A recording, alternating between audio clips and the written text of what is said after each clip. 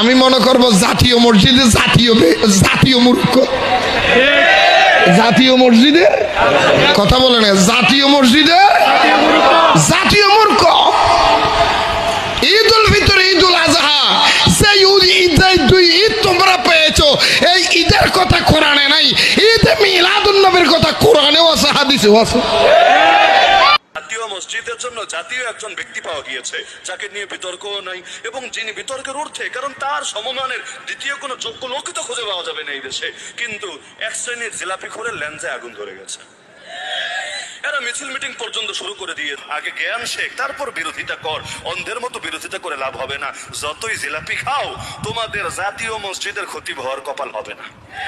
জাতীয় মসজিদের দারোয়ান যদি হতে চাও, বাথরুমে অনেক চাপ থাকে জাতীয় মসজিদে, প্রচুর, মানে সারাদিন মানুষ যায়, প্রচুর হারে যায়। যদি বাথরুম সাফাইয়ের দায়িত্ব পেতে চাও তাহলে আমরা এর জন্য সুপারিশ করতে পারি।